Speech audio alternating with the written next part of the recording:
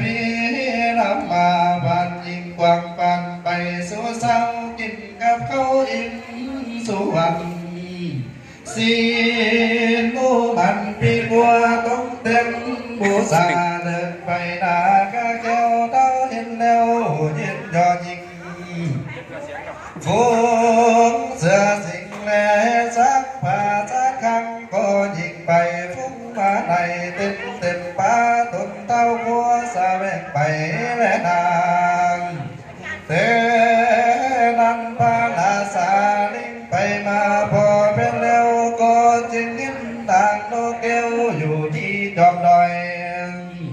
พอเรา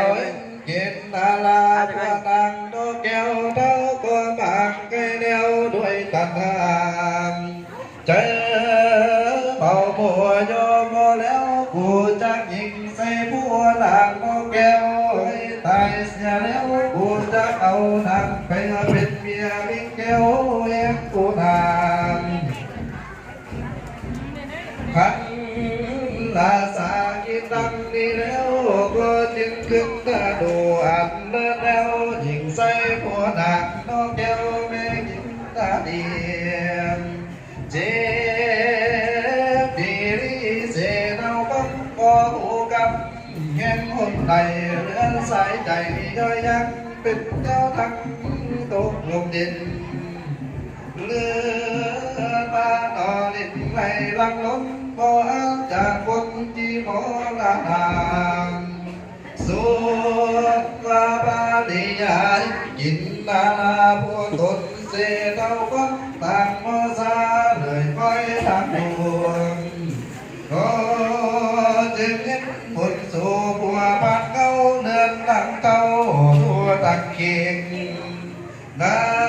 งก็ตีอกตนเขาไงน้ำตายนางก็ได้ก็ได้รักตกมาบ่ข้าบ่อันจากคนตนอยู่ในกินเกลือไข่เนื้อดินนา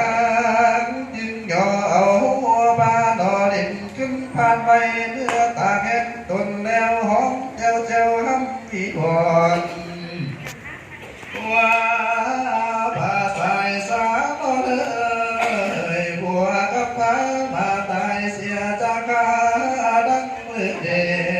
นนางก็ถูกมาหน้าห้องทำให้นางนอไทยอับเหนียวว่าภาษามีกายบัวแก่ไหนพามาลากะใบมิงกะมอนลาคำพาผู้ถอดดูห่างหายละกะใบเป็นแม่ไม้อยู่กลางถงนิจา